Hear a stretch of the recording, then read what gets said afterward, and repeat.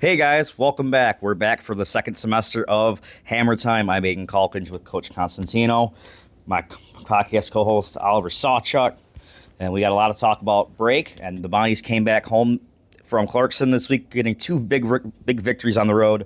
Hey Coach, how you doing? How was your break? I'm doing great. Break was very enjoyable. Nice to see family and friends and relax for a little bit and watch hockey from an enjoyment standpoint and not a studying standpoint, which is what I usually do, but it was nice, very enjoyable. That's great. So we'll talk about the hockey aspect here for Bonaventure, and we'll kind of get into that a little bit later in this episode. You guys going to Clarkson this past weekend. You win 4-2 the first game, and then the next game you win 5-0. The usual suspects in the lineup contributing Robertson, Menz, and then obviously the next day a little bit more depth scoring. The Larrabee line, as it's called, the kid line, as they've deemed themselves, with some points, some production. Overall, the weekend, what were your kind of thoughts all around? I thought it was a good weekend of hockey. I think that we're playing really, really good hockey right now. And, as a coach, when you have a break that big like we had, it was a 4-week break realistically, our guys were staying on the ice at home. But, staying on the ice at home is not the same as practicing as a team, right? So, as a coach, there's a little bit of concern. Are we going to be able to just jump right back in? Our last game before break was that big win against Niagara. And then we're hoping that we can just jump back into it and kind of resume from there. And we really were able to do that. We played with a lot of speed. Clarkson's a good team. They haven't had a ton of success wins-wise this year, but they are a good, hard-working team. So we had to earn the victories, and I think we're just playing really good hockey right now. We're working really hard throughout the week. We're taking everything really, really seriously, and it's paying off for us. What were your thoughts on Tyler Kirk's shutout performance on Sunday? Maybe his best game of the year so far. Yeah, I agree. I think that definitely might be his best performance. Was outstanding. Made a lot of saves when the game was kind of 2-0 or 3-0, where that one goal might have brought them back into it, but he was able to kind of keep them at bay, and that was a well-earned performance by him. He's been good all year. Kyle Karaleski's been great all year. Both of them have really gone back and forth and competed with each other, but at the same time to the benefit of the team. So it's been really good. And I thought Tyler looked really good. He looked sharp. His rebound control was great. Was definitely a good game for him. As I kind of previously mentioned earlier, the quote-unquote kid line of Ryan Barry, Easton Larrabee, and Jake Giordano, they played a little bit together throughout the season, but this weekend, would you say, one of their better games, a little bit of production throughout the entire weekend, maybe throwing in some chippiness possibly as well to kind of help out the roster as needed? Yeah, they have played together a few times this year, and then there's been times where they've spread out, but self-proclaimed kid line. It's funny because the whole team, they're all kids realistically. But yeah, no, they were great. They kind of did a little bit of everything, like you just mentioned. They were able to get on the score sheet, produce. They were able to hit. They were able to be physical. They get a little chippy at one point. Had Barry, and Larrabee kind of stick up for Giordano when he got hit towards the end of the game. So they were great. They had a ton of energy, which is what you want out of a line like that. Is when you put them out there, you expect them to go out, play really, really good two-way hockey, and just bring energy. It's exactly what they did. Obviously, we were just coming back from break, a whole month period where the team's not together and playing on the ice. How did they stay ready and come out and play like they did against Clarkson? Yeah, so we did a pretty long week of practice this past week. So we did like 4 or 5 practices in a row. I think we skated Sunday, Monday, Tuesday, Wednesday, Thursday. So we extended our week a little more than we would have typically, but a lot of it was just on our players staying in shape at home. I know a few of our guys get together up in the Buffalo area and do weekly skates over break, and they did that. They stayed in the gym, and as a coach, the proof of it is when you come back, those first couple practices, how do you look? I thought we looked really good. I thought we looked in shape, and we were able to kind of pick up where we left off against Niagara, and it worked out. So we've got 5 games left this season so far in the regular season. We've got 3 home games this weekend upcoming, and then next week you guys are in Liberty. We'll speak to the games this week as we'll get into Liberty next week. We've got 2 games added this weekend, Friday, Saturday against New Hampshire, and then senior night against Cornell on Sunday. So a 3-3, going to be a little bit of a tough weekend. What are your kind of expectations for this upcoming weekend? Yeah, so a lot of hockey. Have a late start on Friday, then an afternoon game on Saturday, then another afternoon game on Sunday. So not only is it a 3-3, but it's a tightly packed 3-3. So it's a lot of hockey, but we're going to get everybody involved, all hands on deck, that type of thing. And honestly, I think we're ready for it. We did have the break, obviously, where it's not like we were, playing games or anything on the weekends. Guys were able to pretty much rest up over break and prepare for this final stretch. But it's just preparation. We're going to take off one day this week, give them a little bit of a rest on the legs and the body, and just go into it. UNH is a good, hardworking team. They're a program that over the past 4 or 5 years has been to nationals 3 or 4 times at this level. So they're a really good team. And then Cornell, that's a UNY game. They're going to, bring their best, and it's going to be a tough, grindy weekend, but we're up for it and we're ready for it. You mentioned it's a really tight schedule. I believe the game on Friday against New Hampshire starts at like 10:30ish, and then the game on Saturday against New Hampshire starts at 1:30 in the afternoon. Correct? How is the team going to approach handling that quick turnaround? Because it's not a lot of time to rest up and then get ready for the next game. It's not. As a team, I think the most important thing to remember is that the other team has to do it too, right? Because we're playing UNH the next day, so they have that same quick turnaround. It's just about rest, preparation, making sure that this whole week guys are eating properly, sleeping properly, and then just, being prepared for it. It's doable, in my opinion. Once in a while, having these type of weekends is not the worst thing in the world, and it can kind of sometimes show, who's able to kind of grind it out and, persevere through a little bit of tough time. So I think we're ready for it. As I kind of previously mentioned, senior night on Sunday. What are kind of the expectations for the presentation and how that's all going to go on Sunday, just for all the seniors that are going to be celebrated on that day?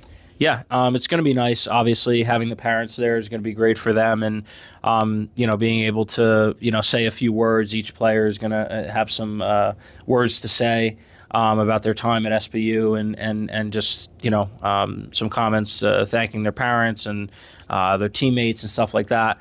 And then this is also my first senior night here, so I'm speaking about this through word of mouth. But I believe they hang all the jerseys up on the balcony area, the away jerseys, because we'll be wearing our home. So it'll be a great night. I've been a part of senior nights before myself as a player. They're always something that I really look forward to, and they're really meaningful, especially to these players who have contributed so much over the course of 4 years, and their parents have watched them go from freshmen all the way up to seniors now. It's a great day. They got a little higher of a bar to live up to this year, because last year on senior night, I believe they won 9-2, I think. Yeah. So they got a little bit of a higher bar to get up to this year to get to maybe that level of standard of scoring.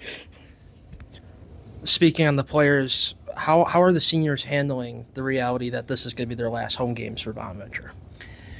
So it will be the last regular season home game. I do believe we have home ice for UNY playoffs. So there's a bit of a little bit of a loophole there. But nevertheless, it's still your final regular season game at home. I think most of our seniors have really kind of taken that reality and used it in a good way. I'm starting to see, from a lot of our seniors, it's just not that they haven't been appreciative in the past. They've been very appreciative, but even extra appreciation for everything we're doing, all the trips we're taking, all the games we're playing, all the practices we're doing. I've seen just that next little bit of next level step up, in their efforts. And that's totally to their credit, because, not every senior class is like that. But they have been nothing but, grateful for the remaining games that they have, and it's been really cool to kind of see them have that full circle moment of saying, what, this is it. Let's give it our all through this final push here. Yeah, and obviously I've been doing this for the last 3 years. There's not I'm Liberty, and then going to Clarkson, and going to Cornell, and they might have went to Cornell before, but like all these like extra places that they're going to now that they've kind of earned it through their play and getting bumped up into divisions and stuff. And I think they're starting, especially the seniors now that have been here for now. I can't speak for any of them, obviously, but I could feel like that maybe there's just kind of realizations that they get all these opportunities. Like the fruits of the labor are starting to show now. Yes. With all the hard work they put in, and hopefully that it'll transfer to like the younger kids. I can tell you one. I can say that now. The younger guys on the team that are going to be sophomores and juniors and possibly seniors next year to kind of continue that legacy of the Bonaventure seniors, the upperclassmen. They're just kind of help lead the way through here. Yeah. So I kind of want to talk about the Bonnies hockey side of it. Let's talk about break. What were your favorite things about break? Since we had like a month or so off, Coach. Yeah. Well, for me, time with family is always important because I don't live near my family anymore. Obviously, they're all in New Jersey. So anytime I get to see my family is great. I think I mentioned that I was going to be doing this, and now we could talk about how it went. I said I was going to go to a Princeton hockey game. So I did that over break. That was really fun. Went with my parents. Went to a nice restaurant after dinner. Was a really, really cool level of hockey to see. I mean, NCAA D1 hockey is really fast-paced, especially when you're up close like that, and kind of got to go around Princeton's campus a little bit in the winter, which was cool. So some fun things there, and watch a little college football, and all just nice, relaxing, fun stuff. So it was a nice break for sure. I know you said earlier, right when we started this episode, that you were just trying to enjoy what's going on with the Rangers. But I gotta ask you, what were your thoughts on the letter by Chris Drury to the fans about their retooling and not rebuilding? So I never said that at the beginning of this. He's making that up. I thought the letter. Love how we brought up this topic. I could talk about it, Aidan. It's okay. I think it's fine. I think that it wasn't what the fans wanted. I think the fans want change, and I understand that's kind of what the letter said, right? Like, we're going to make moves, but you have to understand. I'm sure you guys know this. That's now the second letter that we've gotten. I think 2018 or 17, there was another letter. So I think Ranger fans are just kind of done with that. It's tough because you've got this core of guys with the Rangers who have been there for so long, and the fans love them, right? Because they're the big star players. But at the same time, the fans want change. So it's tough because to get that change, you got to say goodbye to some of your favorite players. So it's a tough time. I almost thought that maybe a press conference would have been better than a letter. I'm not big on that, but I'm not the GM of the Rangers, so we'll see what happens. Maybe all it takes is one GM firing and a 3-game win streak to spark that. I don't know. Yeah. Good point. Yeah, it's over break. I celebrated my 21st birthday. This guy was out with me. Went to the Sabres game where they beat Anaheim 5-3. Had a couple brewskis celebrate. That was fantastic. It's been a whirlwind with what's happened since early December with the Sabres team. Like, it's just been absurd. I've even as like a sports fan, I've never seen a team that's like, oh yeah, they're good, and we know they should be good, but they're mediocre. And then they fire the GM, and then all of a sudden they turn into a top 10 team in the NHL. Yeah. Like, it's I love it. For obviously as Sabres fans, it's awesome. And obviously the league is liking it, unless you're people that don't like the Sabres, and I'm sorry. We might be back. I don't know. We'll see. It's still early. We still got PTSD from 14 years of being close and not making it. But yeah, my break was fairly good. Celebrated my birthday, went to a few Sabres games. There's a joint in Buffalo that if you're into burgers, you got to try. We went. It's called the Rock Burger, and they make these half-pound stuffed burgers. They're phenomenal. I had one that was stuffed with like chicken fingers and cheese, and it had Doritos chips on top of it with like provolone on top. It was to die for. It was great. That sounds like the last thing I need, but one of the first things I might want. They got a lot of different options when it comes to that. It's fantastic. I actually found that on Triple D. It's called the Rock. The Rock Burger. Rock Burger. Yeah, but there's a couple spots in Buffalo. Actually more so outskirts of Buffalo, but it's a fantastic spot. And just pretty much with family and hanging out, and my break went pretty well. I mentioned it at the end of last semester that I was going to a game versus Penn State, RIT Penn State. Yes. Another Division I hockey game, really good. Thought Gavin McKenna was going to play. Unfortunately, World Juniors was that weekend, so he was not there. That's unfortunate. But the entire rest of the Penn State hockey team, who has a whole bunch of NHL talent on it, was still there. They were still really, really, really good, and RIT won.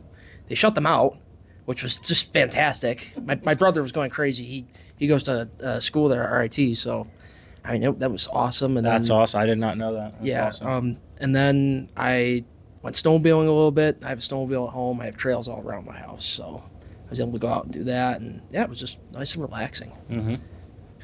Oh, yeah, I forgot to mention, when I was there at my birthday, you'll laugh at this, it's kind of funny. I think it was during first intermission, we were kind of walking.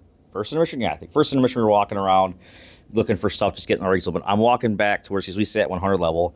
All of a sudden, I look over and I see Sammy Trivetta sitting in the Sabres walking by. And I go, there's Sam, there's Sammy. And he just whips his head around. I don't know if he saw me or not, but if Sammy, if you watched this or somebody sent it to him, yeah, I saw you at my 21st birthday game. I hope you enjoyed it just like I did, because I know you were going to go ahead like we all were. So yeah, I thought that was pretty funny. Just ran into him. He was with somebody else too. It might have been Miles. I don't remember if it was him or somebody else, but I thought it was pretty funny. Hey, you know what? It's a fun, exciting time to be a Sabres fan. And it's a fun, exciting time to go out to the games. And if I were you guys, I'd be going to games now too. And it's an exciting time. They're for real, man. I have to say, they are a for real team. After being there for 05-06 night, which was one of my top 3 games I've ever been to, seeing all the alumni come back from my birth year, lol. But the team that I've always been kind of told, like, this is the standard. This is what it used to be like. These were the glory years. Right. And the building was packed. And, of course, it's against Montreal, like a original 6 team, a team that we're fighting with that's also young and good and competitive, and a game that we have to win. Like, just the entire atmosphere was just electric, just something that you couldn't script. Like, a full Sabres barn just going head-to-head with Canadian fans, like whether it's Leafs fans, Senator fans, Canadian fans. Like, it's unreal. And I'm so happy to see the barn starting to finally get back full now that fans are starting to come back. It's awesome. It's awesome. You got anything else for Coach? No. You got anything for us, Coach? I guess the only thing I could think of is I can't think of anything now, can I? Got nothing? Well, you said you got to run, so we'll keep it short for this week. We'll come back with you guys next week. Again, Coach, thank you for coming on. Anytime, guys. Happy to be back. We're so happy to be back doing this for you guys again. We're going to have another great season. We're going to get into the end of the year stuff in a few weeks. Hopefully that's after a Nationals win. Hopefully, never know. Hey. Absolutely. Speaking into existence. But thank you guys. Hope you all have a great time. I'm Aidan Calkins for Coach Cosentino, for Oliver Saczuk, my great co-host. We will see you guys next week. Hope you have a great day, and we'll see you again.